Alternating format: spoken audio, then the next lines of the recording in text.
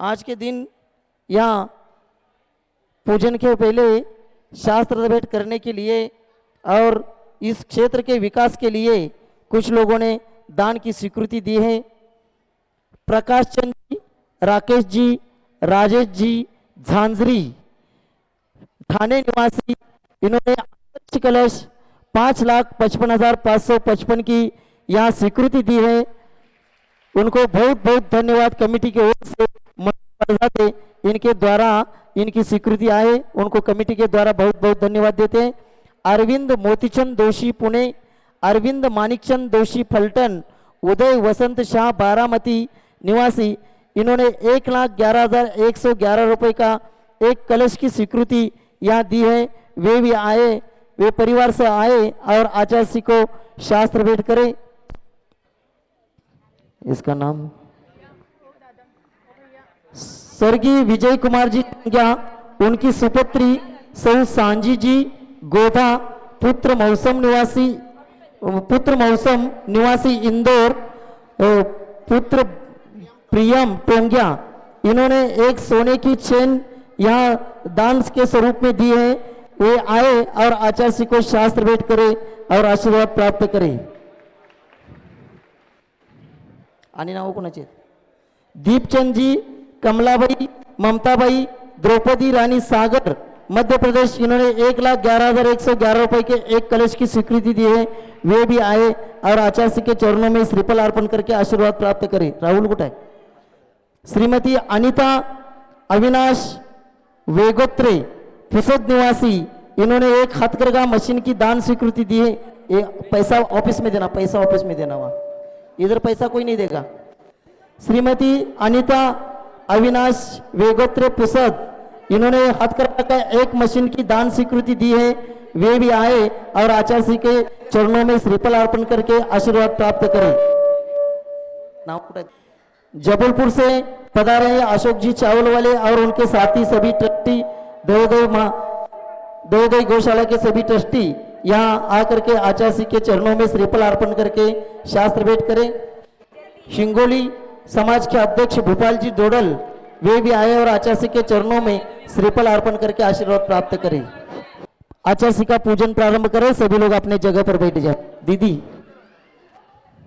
आचार्य जी के चरणों में हम झुका रहे अपना माता, जिनके जीवन की हर चर्या बन पड़ी स्वयं की नवगाथा। जय नागम का वह सुधा कलश जो बिखराते हैं गली गली, जिनके दर्शन को पाकर के खिलती मुरझाई हृदय कली। ओम रूम परम पूज्य, ओम रूम परम पूज्य संत शिरोमणी आचार्य गुरुदेव विद्यासागर जी महामनिंद्र अत्र अवतर सवष्टित आह्वाननम, अत्र तिष्ठतिष्ठोट स्थापनम, अत्रम सन्निधोट स्थापनम सनदीकरणम। सांसारिक विषयों में पढ़कर मैंने अपने को भरमाया, इस राग द्वेष की वैतरणी से अब तक पार नहीं पाया। तब ज्ञान सिंधु के जलकण से भव कालुष धोने आया हूँ, आना जाना मिट जाए मेरा यह बंध काटने आया हूँ। ओम रूम परम पूज्य संत शिरोमणी आचार्य गुरुदेव विद्यासागर जी महामनिंद्राय जन्म जरा मृत्युनाशनाय जलम निरूपयामिति। क्रोध नल में जल जल कर अपना सर्वस्व लुटाया है, निज शांत स्वरूप न जान सका जीवन भर इसे भुलाया है। चंदन सम शीतलता पानी अब शरण तुम्हारी आया हूँ, संसार ताप मिट जाए मेरा चंदन वंदन को लाया हूँ। ओम रूम परम पूज्य संत शिरोमणी आचार्य भगवान विद्यासागर जी महामनिंद्राय संसार ताप विनाशनाय चंदनम निरूपयामिति। जड़ को ना मैंने जड़ समझा, नहीं अक्षय निधि को पहचाना। अपने तो केवल सपने थे भ्रम और जगत का भटकाना। चरणों में अर्पित अक्षत है अक्षय पद मुझको मिल जावे। तब ज्ञान अरुण की किरणों से यह हृदय कमल भी खिल जावे। ओम रूम परम पूज्य संत श्रवणी आचार्य भगवान विद्यासागर जी महामनिंद्राय अक्षय पद प्राप्त अक्षतम निरूपामिति स्वाहा। इन विषय भोग की मदिरा पी मैं बना सदा से मत वाला। तृष्णा को तृप्त करे जितनी उतनी बढ़ती इच्छा ज्वाला। मैं काम भाव विद्वव सहित मन सुमन चढ़ाने आया हूँ। यह मदन विजेता बन न सके यही भाव हृदय में लाया हूँ। ओम रूम परम पूज्य संत श्रवणी आचार्य भगवान विद्यासागर जी महामनिंद्राय कामबाण विनाशनाय पुष्पम निरूपामिति स्वाहा। इस शुदा रोग की व्यथा कथा भव भव में कहता आया हूँ। अति भक्ष भक्ष बके फिर भी मन तृप्त नहीं कर पाया हूँ। नैवेद्य समर्पित करके मैं तृष्णा की भूख मिटाऊंगा। अब और अधिक ना भटक सकूं यह अंतर बोध जगाऊंगा। ओम रूम परम पूज्य संत श्रवणी आचार्य भगवान विद्यासागर जी महामनिंद्राय क्षुधारोग विनाशनाय नैवेद्यम निरूपामिति। मोहांधकार से व्याकुल हो निज को नहीं मैंने पहचाना। पैराग द्वेष में लिप्त रहा इस आत रहा बस पछताना। यह दीप समर्पित है गुरुवर मेरा तुम दूर भगा देना। तुम ज्ञान दीप की बाती से मम अंतर दीप जला देना। ओम रूम परम पूज्य संत श्रवणी आचार्य भगवान विद्यासागर जी महामनिंद्राय मोहंधकार विनाशनाय दीपम निरूपामिति स्वाहा। इन शुभ कर्म ने घेरा है मैंने अब तक यह माना था। बस पाप कर्म तज पुण्य कर्म को चाह रहा अपनाना था। शुभ शुभ सर्म सब रिपुदल है मैं इन्हें जलाने आया हूँ। इसलिए तब चरणों में अब धूप चढ़ाने आया हूँ। ओम रूम परम पूज्य संत श्रवणी आचार्य गुरुदेव विद्यासागर जी महामनिंद्राय अष्टकर्मदवनाय धूपम निरूपामिति स्वाहा। भोगों को इतना भोगा कि खुद को ही भोग बना डाला। साध्य और साधक का अंतर मैंने आज मिटा डाला। मैं चिदानंद में लीन रहो पूजा का यह फल पाना है। पाना था जिसके द्वारा वह मिल बैठा मुझे ठिकाना है। ओम रूम परम पूज्य संत श्रवणी आचार्य भगवान विद्यासागर जी महामनिंद्राय महामोक्ष फल प्राप्तय फलम निरूपामिति स्वाहा। जग के वैभव को पाकर के निश दिन कैसा मस्त रहा। चारों गतियों की ठोकर को खाने में ही अभ्यस्त रहा। मैं हूँ स्वतंत्र ज्ञाता दृष्टा मेरा पर से क्या नाता है। कैसे अनज्ञ पद पा जाऊं यह भव्य भावना भाता है। ओम रूम परम पूज्य संत श्रवणी आचार्य भगवान विद्यासागर जी महामनिंद्राय अनर्घ्यवद प्राप्ति अर्घ्यम निरूपामिति दाओं की निर्मल सरिता में अब गाहन करने आया हूँ। मेरा सारा दुख दर्द हरो यह अर्घ्य भेटने लाया हूँ। हे तपो मूर्ति है आराधक है योगीश्वर है महासन। हे अरुण कामना देख सके युग युग तक आगामी बसन। जय हो गुरुवे जय हो गुरुवे। ओम रूम परम पूज्य संत श्रवणी आचार्य भगवान विद्यासागर जी महामनिंद्राय अनर्घ्यवद प्राप्त जयमाला पूर्णार्घ्यम निरूपामिति।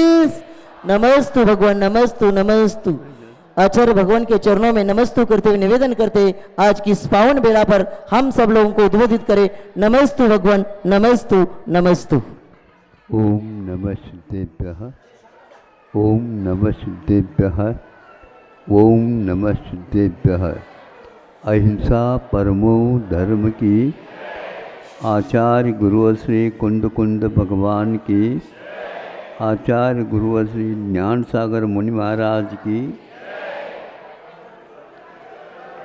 चलो परम पूज्य संत श्री आचार्य भगवान विद्यासागर जी महामुनि राज्य की, समस्त आचार्य संघ की। सुनो, मंगलाचरण के बाद यहाँ पर कोई न आए, वहीं के वहीं बैठो।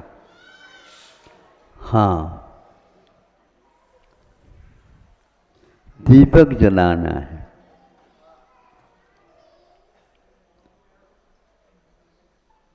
दीपक लाओ। क्या हुआ? दीपक जलाना है तो दीपक लाओ। दीपक हाथ में लेकर के उससे देखो तो खाली दीपक लिया, जलाया नहीं, उससे देख रहा कोई देख रहा तो दीपक से तो देखते ही सब, लेकिन जलता हुआ दीपक चाहिए। अब जलाना चाहा दीपक को, दीपक नहीं जला, दीपक जल नहीं रहा। कैसे नहीं जल रहा? उसको पहले देख लो, बाती वगैरह थोड़ा देख करके कर लेना। बाती को देख लिया,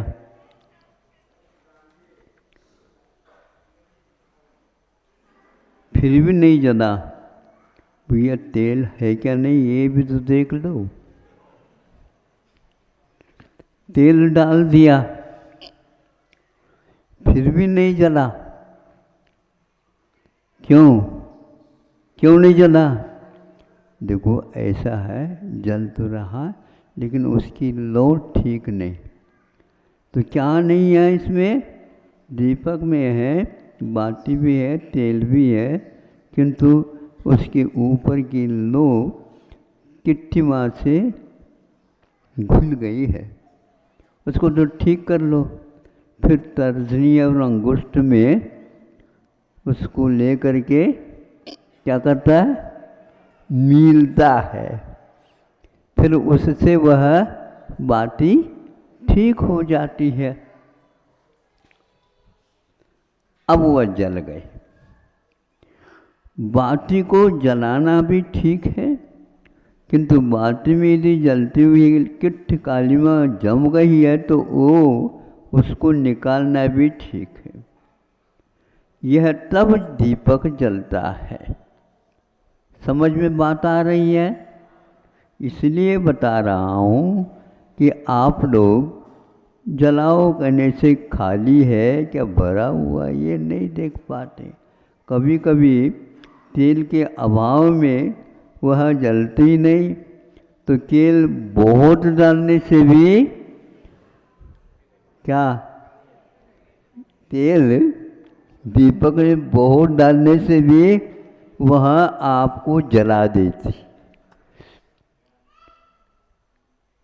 उसमें अनुपात से हवा भी चाहिए, यानी भरा हुआ दीपक तेल से वह कभी भी प्रकाश नहीं दे सकता। इसी प्रकार अपने जीवन में हम देखें, एक कमी है ऐसा नहीं, दो कमी है ऐसा भी नहीं, बहुत सारियाँ कमी रह सकती है। इसके कारण वह जीवन में सुख शांति के बिना व्यतीत करना पड़ता है। सबसे ज़्यादा जिसको पैसा फ्री था, कोरोना के काल में भिन्न भिन्न देशों में भिन्न भिन्न परिणतियाँ देखने को उपलब्ध हुई है। उसमें एक इटली है, उसमें लिखा हुआ था सभी लोग उस रोग से त्रस्त हो गए हैं। डॉक्टरों ने भी भर्ती कराना बंद कर दिया, क्योंकि उनके मालूम है उनको ये ठीक नहीं हो सकता। इस प्रकार जब हो गया हाहाकार जैसा, सुनो कितना अच्छा उन लोगों ने सोचा। उनमें से एक व्यक्ति अपने घर में जो नोट थे उन सब को फेंक दिया। इस पैसे से क्या प्रयोजन है? अपनी जिंदगी यदि नहीं बचा सकता। जिंदगी के लिए पैसा है क्या पैसे के लिए जिंदगी है? बोलो। जिंदगी के लिए पैसा चाहिए, पैसे के लिए जिंदगी नहीं है। जो व्यक्ति पैसे के लिए जिंदगी को खपा रहा है तो वह जिंद नहीं जिंद है। भूत लगा है उसको, घर की किसकी भी बात नहीं मानता वो। उसको तो पैसा ही कमाना, पैसा ही कमाना, पैसा ही कमाना। यदि ऐसा भूत लगता है तो पैसा ही कम आना, पैसा ही कम आना, पैसा ही कम आना होता है।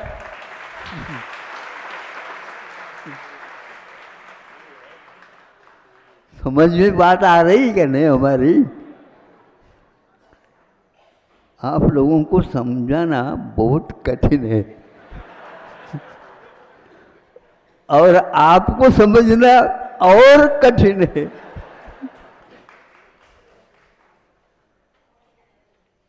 किंतु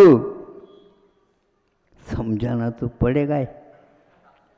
समझाने से पूर्व में जिसको समझाया जा रहा उसको समझना भी आवश्यक है, तभी उसको समझ में बात आती। छोटे छोटे बच्चों को बिना समझाए समझ में आ जाता है, लेकिन बच्चे के अभिभावकों को समझाते समझाते भी कभी शिक्षक लोग गाफिल हो जाते। इनको कैसे अब समझाएं? शिक्षा पद्धति पलट गई, इसलिए भारत को समझाना बहुत कठिन है। भारत के बच्चे तो समझ गए, किंतु अभिभावक नहीं समझ पा रहे, क्योंकि उन्होंने जो कोई भी धारणा बना दी उस धारणा को वो छोड़ना नहीं चाहते। समझते हो?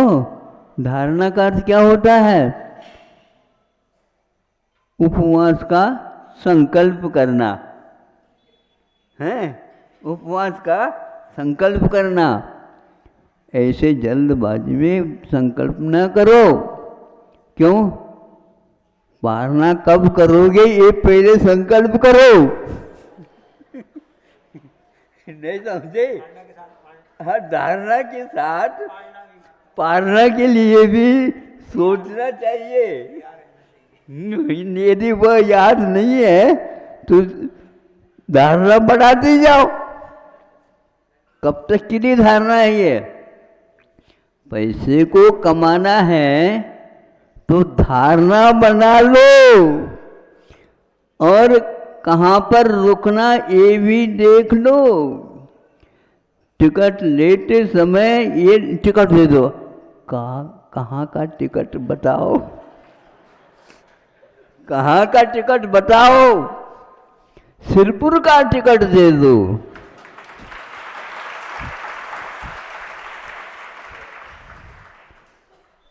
अब सिरपुर वो कहता है टिकट देने वाला, सिर्फ कौन सा सिरपुर? नहीं, सिरपुर जैन नहीं लिखा गया ना। इस मानसे सिरपुर है महाराष्ट्र में, धुलिया के पास है, मालेगांव के पास है। यहाँ पर भी एक मालेगांव है, अन्यत्र मालेगांव के पास वहाँ पर भी एक सिद्धपुर है। हैं? कुछ लोग नहीं, बहुत सारे लोग जाते हैं वहीं पर। फिर बाद में जहाँ पर महाराज का संग है वहाँ पर तो कहता वो वहाँ पर जाओ, तो फिर लौटो। इसलिए धारणा और पारना दो चीज है, लेकिन धारणा के समय पर पारना को भी याद करना आवश्यक है। लेकिन कब तक याद रखो? जब खाया ही नहीं जा रहा है उस समय क्या करोगे? जब खाने की क्षमता समाप्त हो गई तो वो मुनि महाराज कहते हैं हमारा पूर्ण जीवन जब तक है तब तक के लिए त्याग है। इसको भक्त प्रत्याख्यान बोलते हैं। आपको जिंदगी चलाने के लिए अर्थ की आवश्यकता है। सरकार आपके लिए कोई चिंता नहीं करती, किंतु आप जी रहे हैं अर्थ के लिए, तो उसकी पूर्ति तो हम कर नहीं सकते। भारत बहुत ही समझदार देश है, लेकिन अड़ोस पड़ोसी में हाहाकार होने के कारण यहाँ की जय जयकार छूट गई और वह भी हाहाकार में डूब गया। यहाँ अर्थशास्त्र पहले भी था, अभी भी है, किंतु आज भारत का जो अर्थशास्त्र है, अर्थशास्त्री है, वह विश्व में नाम कमाने लगे हैं। जितने भी वैज्ञानिक हैं, वैज्ञानिक युग में प्राय करके 12 नाम भारत के ही हैं व्यक्ति जो वैज्ञानिक बनते हैं। और वैज्ञानिक बनो, यहाँ की शिक्षा ले लो, पढ़ो और विदेश की नौकरी करो। ये गड़बड़ है। ताली बजाओ, आप बजा दिया। ताली बजाने में काय के लिए ताली बजा रहे हो, ये तो पूछो। नौकरी करने के लिए? आज्ञा सम्यक तो है, लेकिन उस आज्ञा के साथ थोड़े तो बताओ ताली क्यों बज गई? एक व्यक्ति ने ताली बजा दिया, दूसरे ने भी ताली बजा दिया, सब लोगों ने ताली बजा दिया। अब जिसको नींद लग गई थी उसको उठ गया वो। आप लोगों ने ताली बजाया, क्यों बजाया? तुम भी बजाओ। गलत है ये। भारत सोचता है, कदम उठाता है। इसी के लिए आचार्यों ने ज्ञान की बड़ी आवश्यकता है। और आप ज्ञान करके, पैसा पूरा खर्च करके नौकरी कर रहे हैं, ये भारत के अर्थशास्त्र के लिए एक प्रकार से स्वीकार नहीं है। अर्थ करी विद्या नहीं होती। इसी प्रकार आज धीरे धीरे शिक्षा नीति समाप्त हो गई, उसको धीरे धीरे बना रहे हैं, पूर्व स्थिति तक ला रहे हैं। चिकित्सा में भी यही हैरानी है। काहे के लिए चिकित्सा? किसकी चिकित्सा? सुनते हैं, अन्यथा नहीं ले, हमने सुना है और पढ़ा है, इसलिए कह रहा हूँ।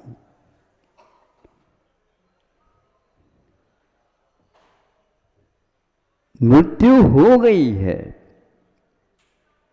अभी भी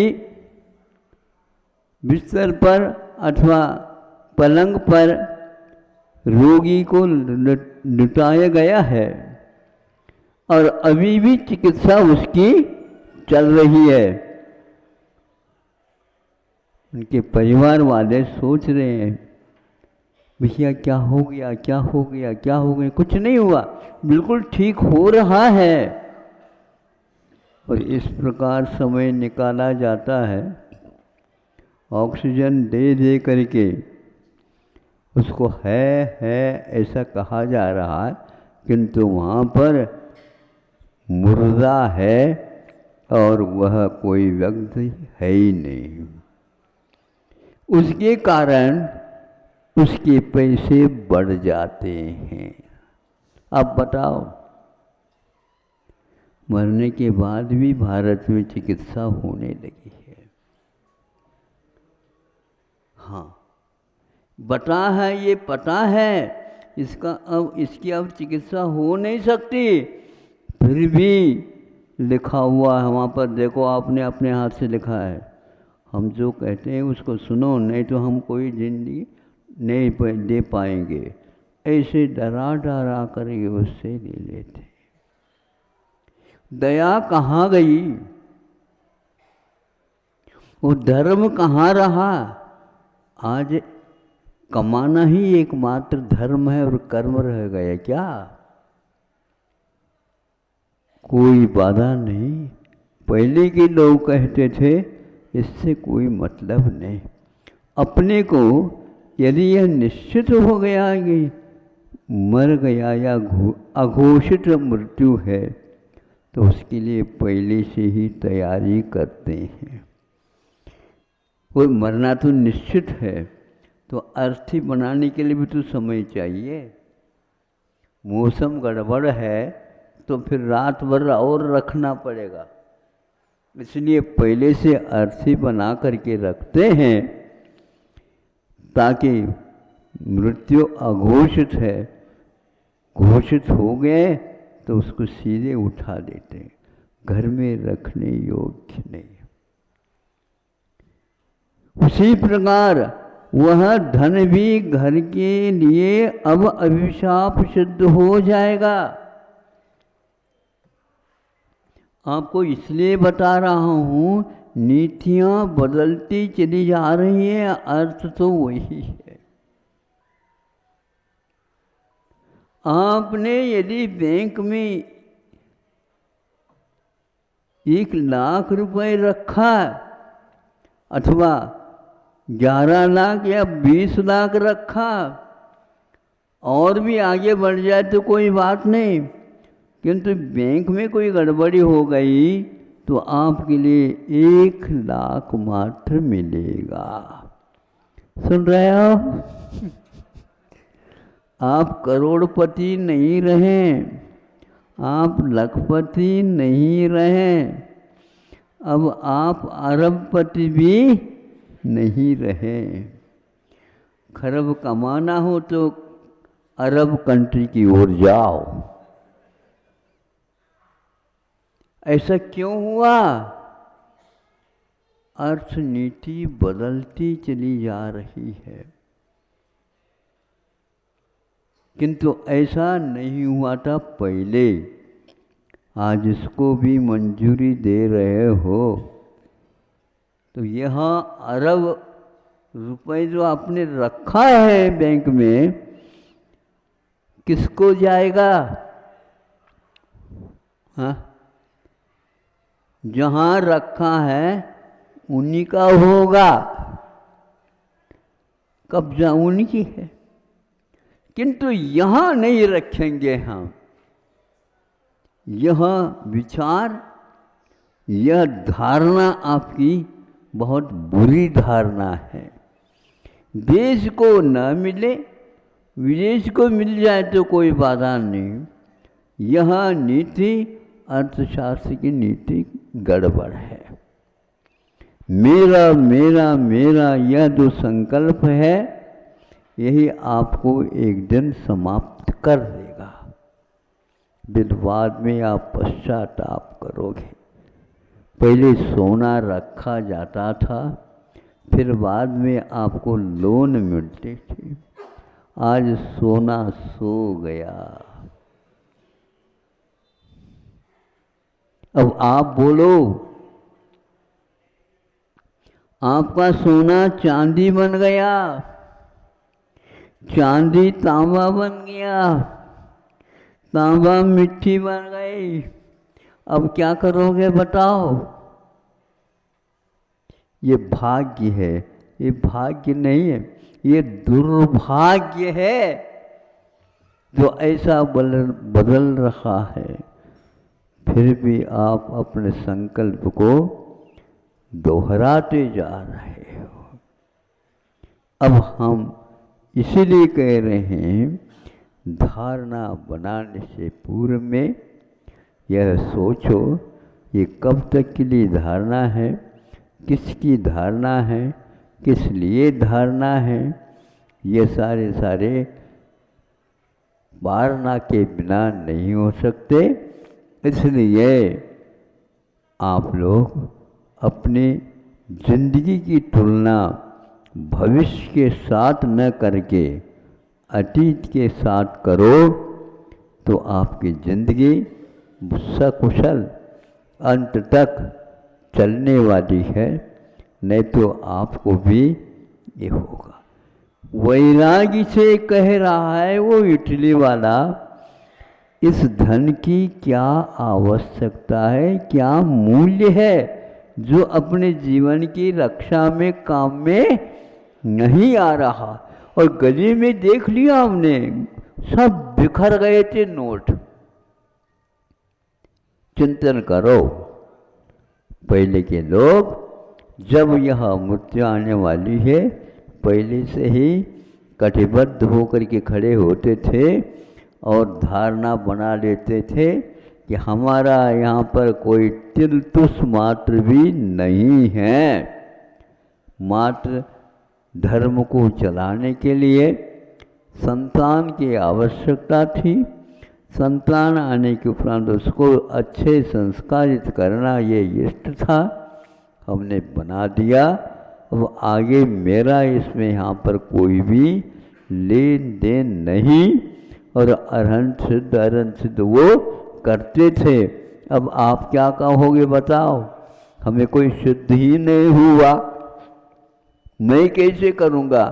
सिद्ध करने का जो अवसर था वो आपने खो दिया, देखा देखी करके अथवा आनाकानी करके। देखा देखी की आज क्या बकरों के समान हो जाता है। और आनाकानी का अर्थ किसी को सुना अच्छा था लेकिन वो सुना ही नहीं, बाद में पश्चाताप करने की अपेक्षा आज अपनी आंखें खोल दो, ऊपर की नहीं। आप सर्जरी करवाते हो, आंख की शल्य चिकित्सा कर लेते हो, कौन सी? बाहरी। अब बताओ महाराज क्या है, आँखों के ऑपरेशन तो कर लिया किंतु नज़र नहीं आ रही है। ये तो सोचो आँखों के द्वारा काम कितने लिए आपने।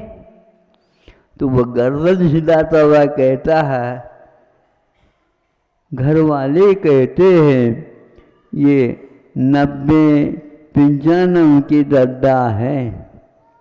दद्दा अब सोच लो, बाहरी आंख अब काम में नहीं आएगी, भीतरी आंख खोल लो। और यदि उसकी चिकित्सा करना है तो हमें बता दो, हम कर देंगे उसकी चिकित्सा।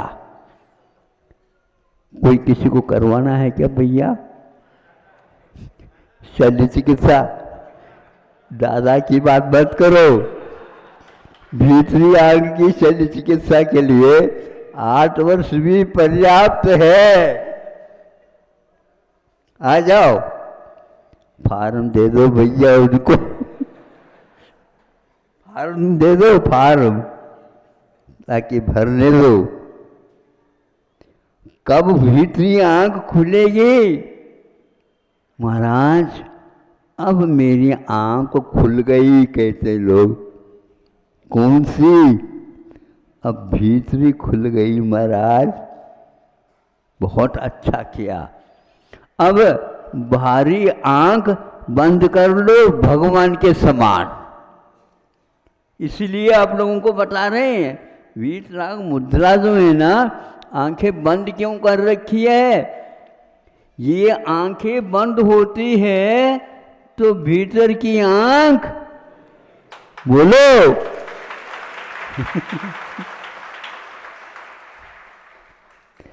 बाहरी आंख खुलेगी तो भीतरी आंख बंद होगी, और भीतरी आंख खुलेगी तो पहले बाहरी आंख बंद होगी।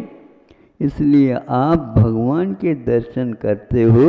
अब ऐसे भगवान के दर्शन करो, हे भगवान आज मुझे समझ में आ गई है आपकी राज कि भीतरी आंख से आप दुनिया को देखते हो और ये बाहरी फूटी हुई आंख से कुछ भी नहीं दिखता है। ये हे तत्व है। हे तत्व को देखने के लिए बाहरी आंख के साथ साथ भीतरी आंख खुलना चाहिए। आप लोग घड़ी की ओर देख रहे हैं, हमारे सामने भी घड़ी रखी गई है बड़ी। भीतरी आंख खोलने का अब आप लोग प्रयास करेंगे। पुरुषार्थ भी उसी के लिए है, बाहर से आंख बंद होता चला जाए। कानों से सुनना बंद होता है तो बहुत अच्छा है, आंखों से देखना बंद हो जाता है तो बहुत अच्छा है। वो आंखें अवकाश प्राप्त कर ली है, उम्र काफ़ी हो गई है। अब अमर आत्म तत्व का यदि दर्शन करना है, इस धन की ओर अर्थ की ओर न देख करके विषयों का कारण हमारा अज्ञान है ये समझ करके बाहरी आंखें बंद कर लो और भीतरी आंख खोलने का प्रयास कर लो, अपने आप दिखने लग जाएगा। अहिंसा परमो धर्म की जय। चलो परम पूज्य संत श्री आचार्य भगवान विद्यासागर जी महामुनि राज की, समस्त आचार्य संघ की